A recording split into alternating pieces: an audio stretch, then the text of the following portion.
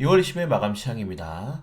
자, 오늘 국내 증시는 외부적으로는 악재가 있었음에도 불구하고 코스피, 코스닥, 양시장 모두 상승 마감했습니다. 물론 뭐 코스피는 강보합으로 마감했지만은 상승 종목들이 굉장히 크게 나오면서 지난주에 좀 하락이 나왔던 종목들이 단기적으로 반등에 성공하는 모습이 나왔습니다. 오늘 원달러 환율의 방향성에 따라서 외국인 투자자들이 굉장히 많은 변동성을 보여줬습니다. 장 초반에는 선물, 현물 전부 매도세로 전환되었다가 그리고 선물이 또 순매수 계약으로 전환이 되자마자 코스닥 시장에서는 현물이 또 많이 들어왔는데 장마판에 또 빠지는 모습이 나왔어요. 굉장히 변동성이 높은 흐름. 원달러 환율이 1300원 다시 한번 재돌파하느냐 거기에 대한 관심도가 가장 높게 지금 집중되어 있는 시장이다라고 보시면 될 것 같습니다. 일단은 이번 주에 열릴 한국은행의 금융통화위원회 에서의 아마 금융금리가 동결될 것 같은데 동결이 된다면은 환율이 한 번 더 튀지 않을까라는 좀 걱정이 돼요. 일단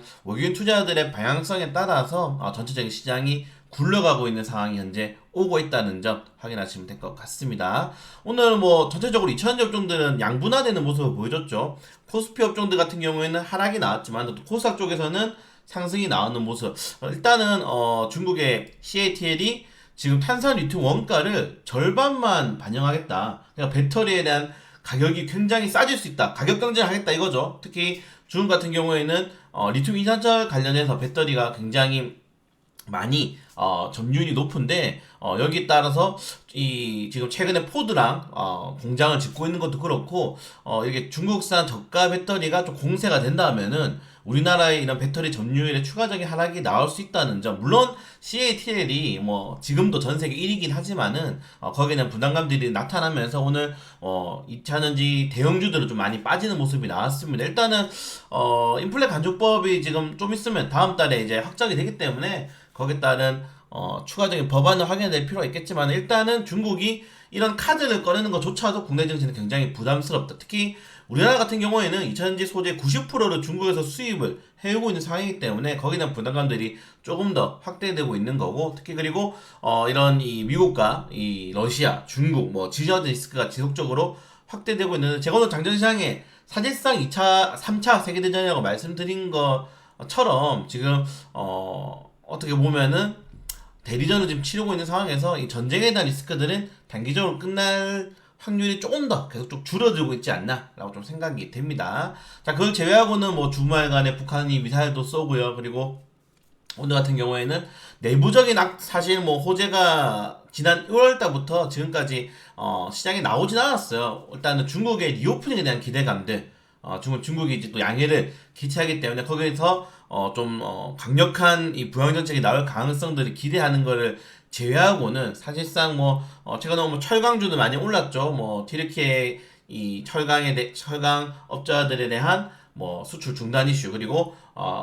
이 복구하는데 뭐 수십조 원이 든다고 하니까 거기서 철강을 또 수출할 수도 있는 거고요. 그렇기 때문에 어느 정도의 철강주들의 탄력이 나왔다는 점, 뭐 그 다음에 석유화학 이런 것들도 최근에 이제 뭐 양해에 대한 기대감도 좀 많이 커지고 있는 것들을 확인한다면은 우리나라처럼 외부적인 이슈에 많이 좀 부담스러운 나라가 이런 전쟁에 대한 리스크들이 확대된다거나 장기화되면은 좀 부담스럽다라고 좀 말씀을 드리고 싶습니다. 그래서 오늘 좀 재미있는 이슈가 있었죠. 코스피 장투할 이유가 없다. 10년 수익률이 글로벌 꼴찌였다.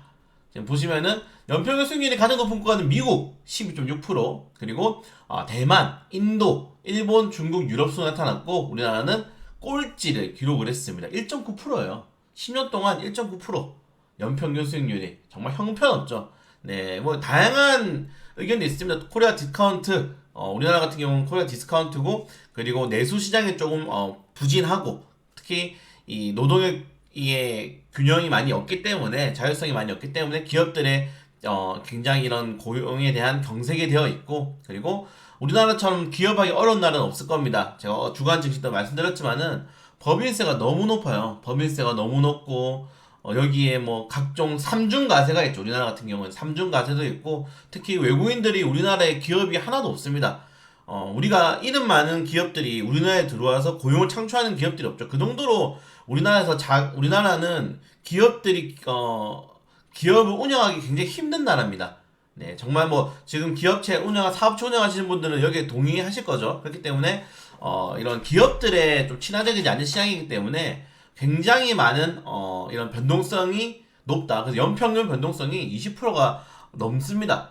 그렇기 때문에 중국 같은 경우는 솔직히 말씀드려서 독재 국가잖아요. 그래서 정부의 흐름대로 변동성이 나타난다면 우리나라 같은 경우는 자유시장을 표방하고 있지만은 너무 지나친 가혹한 기업에 대한 규제로 인해서 기업 이런 투자에 대한 성장률이 그렇게 좋지 않다는 점을 본다면은 좀 안타까운 일이죠. 그렇기 때문에 변동성이 높다는 건 뭡니까? 그 대신에 올라갈 때는 크게 터지고 떨어지는 크게 떨어진다는 거죠. 그렇기 때문에 사실 우리나라 증시는 뭐 가치 투자 뭐 이런 것들 성장률에 대한 투자보다는 테마주로 접근하는 게 증시가 조금 더 좋지 않나. 제가 주말 증시 때 뭐 사실 뭐 정부 욕을 엄청 많이 했죠. 정부 욕보다는 지금 국회의원들 욕을 엄청 많이 했는데 저는 우리나라에 대해서 굉장히 염세주의자이기 때문에 네 쉽지 않은 것 같습니다. 그래서 장투할 이유가 없다는 점. 결국적으로는 테마주 위주의 접근을 계속적으로 해야 된다. 최근에 이제 골드만삭스도 말했죠. 알파 종목을 찾아라. 시장의 이런 변동성을 뚫고 나가는 종목들을 좀 많이 찾을 필요가 있을 것 같습니다. 최근에 뭐 에코프로도 그렇고요. 그리고 2차전지, 폐배터리 관련 테마주들로 성장주들이 그래도 하나씩 꽃을 피우고 있는데 우리가 가진 주식들도 뭐 테마주가 좀 많이 있는 상황이죠. 그래서 그런 종목들이 빨리 좀 꽃을 피워서 좋을 것 같습니다. 공식적으로 변동성이 높은 국가라고 뭐 변동성이 1위죠. 중국을 제외하고는. 그렇기 때문에 여러분들도 지금 보시면 알겠지만 1월부터 엄청난 변동성을 좀 시장에서 보여주고 있잖아요. 그래서 이런 변동성에 좀 대응하기 위해서 완전히 두 가지로 생각하시면 될 것 같습니다. 그냥 올라갈 때 저처럼 변동성이 높기 때문에 싸게 떨어지면 사고 올라갈 때까지 안 팔고 있다던가 아니면은 정확하게 손절 라인, 정확하게 익절 라인을 잡고 말 그대로 이제 칼 같은 매매를 하는 거죠. 네, 프로그램 매매를 하는 거죠. 프로그램 매매를 해서 이런 리스크들을 좀 줄일 것인지 여러분들 좀 가까이 투자를 좀 정돈할 필요가 있지 않나라고 생각이 됩니다. 네, 개별적 이슈도 한번 확인해 보시면 될 것 같고 오늘 화학, 전기전자 업종들 굉장히 많이 매도세가 나오면서 좀 시장이 부진한 흐름이 나올 수 있었는데 뭐 다행스럽게 네, 뭐 전체적인 이런 종목들의 반등이 나오면서 살아남았다는 점. 오늘 그래서 LG에너솔루션, SJ, LG화학이 좀 큰 폭으로 하락이 나온 건 좀 부담이 되겠죠. 자, 그리고 뭐 중국이 이제 양해가 되기 때문에 철강 화학주 굉장히 강하죠. 최근에 오늘 시간에도 상승이 크게 나왔는데 양에 의해 보통 이렇게 증시가 많이 상승했습니다. 그래서 그런 것들도 국내 증시에는 좋은 재료로 좀 기대해 보시면 될 것 같고요. 코스닥 같은 경우에는 오늘 뭐 어떻게 보면은 코스피에 빠졌던 자금들이 코스닥 쪽으로 집중이 되면서 특히 HAB 그룹주들이 강세가 나왔었죠. 에코프로도는 7%대 상승이 나왔고 HAB 그룹주들이 탄력이 나오면서 좀 지수가 사실은 1% 이상 올라갈 지수가 아니었지만 그룹주들 때문에 좀 올라갔다라고 보시면 될 것 같습니다. 그리고 SM 같은 경우에는 하이브가 이제 공개 매수가 12만원 이상으로 올리지 않겠다. 뭐 일각에서는 15만원까지 제시를 했는데 그것 때문에 또 단기적으로 차익 매도 물량이 나오면서 6%대 하락이 나왔다는 점. 그러니까 결론적으로는 외국인 투자자들이 지금 이 시장과 현재 상황을 버틸 수 있느냐. 지금 환자 손익이 계속 발생하잖아요. 25년 만에 최대 한미금리 차기 때문에 환자 손익을 발생하는 것을 감수하고라도 국내 증시의 메리트가 있기 때문에 들어오는 건지 아니면 단기적인 자금의 순환 매지를 확인해 볼 필요가 있을 것 같은데 오늘 매도세가 나오면서 약간 걱정들이 좀 커지고 있는 것 같다라고 보시면 될 것 같습니다. 보시면 그리고 너무 좀 업종이 집중되어 있죠. 그래서 오늘처럼 이제 코스피가 부진할 경우에는 코스닥 쪽으로 자금이 들어오는 거기 때문에 위에 말씀드린 것처럼 국내 증시는 변동성 시장이 맞지 않나라고 좀 생각이 됩니다. 오늘 상한가 3개가 나왔고 인공지능 관련 이슈들이 좀 지속적으로 나오고 있는 것 같아요. 정부에서 좀 지속적으로 투자를 하려고 하는데 사실은 투자 금액이 그렇게 크진 않습니다. 네, 그런 것들 좀 부담감들이 있죠. 그래서 개별적인 이슈, 단기적인 이슈로 접근하시는 게 좋을 것 같다 말씀 좀 드리고 싶고요. 아까 말씀드린 것처럼 규모가 총 60억 원, 이거 가지고 까다도 못 사먹습니다. 네, 그래서 인공지능 챗봇 관련 테마주, 연구질능 관련 테마주 올랐지만은 지원금이 너무 작다. 이거 좀 체크를 하셔야 된다는 점. 네, 그리고 뭐 시간대로 굉장히 많은 철강주들이 상승했는데 제가 매일 말씀드렸던 것처럼 우리나라가 수출 주도하는 이런 사업들이 올라가면 좋습니다. 기간 산업이 강해야 되거든요. 그래서 철강주들이 굉장히 크게 상승하고 양해를 통해서 중국 내 소비재 기업들이라든가 아니면 중국과 연동되어 있는 이런 기업들에 대한 좀 수혜가 활발하게 나오면서 좀 시장에 강한 상승을 좀 기대해 볼 수 있지 않나라고 좀 생각이 됩니다. 좀 터키 같은 경우에는 사망자가 정말 계속적으로 나오고 있고 지금 5만 명이 넘어가고 있는 상황에서 최대 10만 명까지 예상을 하고 있죠. 그리고 뭐 전체 GDP의 뭐 이제 2% 이상이 지금 이런 지진으로 인해서 날아가 버린 상황 굉장히 부담스럽습니다. 그 정도로 지금 이런 지진 피해 그리고 이거 재건 언제 다 하겠어요. 예, 재건하기 위해서 굉장히 많은 또 시간과 노력이 필요할 텐데 좀 빠르게 회복을 했으면 좋을 것 같고요. 그리고 개별적인 이슈들 최근에 많이 올라간 종목들 같은 경우에는 좀 이슈가 나오고 있기 때문에 확인하시면 좋을 것 같습니다.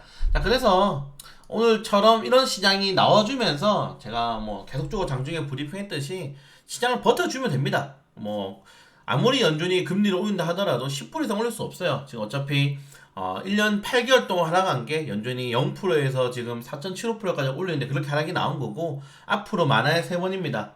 5.5% 이상은 연준도 힘들어요. 그렇기 때문에 그 0.75%, 네, 2.5%의 세 번의 기준금리 인상안만 좀 시장에서 잘 버텨준다면은 다시 한번 더 반등이 나올 가능성이 있기 때문에 이런 악재는 또 받아들이고 그리고 우리가 1월 효과 때 나온 것처럼 뭐 그때 10%씩 상승이 나왔잖아요. 더 이상 나올 악재가 없다는 점 좀 판단한다면은 시장이 이제 연준이 금리 인하가 결정되는 순간 내년 상반기 정도 예상되어 있으면은 올해 하반기부터 증시가 6개월 정도 선행하기 때문에 반등이 나올 수 있겠죠. 그런 것들을 좀 생각하시면서 기대감을 가졌으면 좋을 거예요. 지금 좀 여유롭게 주식을 하셔야 돼요. 좀 여유롭게 좀 지켜보자. 이렇게 주식하시면 시장 좋네? 좀 단타 들어가 볼까? 이런 식으로 좀 여유롭게 주식을 하면서 상반기까지는 이렇게 좀 변동성이 높은 증시를 확인하시고 대응하시는 게 좀 좋지 않나? 라고 말씀을 좀 드리고 싶습니다. 네, 뭐 재미없다 하더라도 그래도 열심히 저희가 계속적으로 정보를 드리고 있으니까 저희도 화이팅하고 여러분도 좀 화이팅 할 수 있는 시장이 되었으면 좋겠습니다. 네, 좀 있으면 이제 광세 라이브 방송 많이 시청 좀 부탁드리고 큰 일 좋으면 전 내일 새벽 브리핑 장전 시간으로 찾아뵙도록 하겠습니다.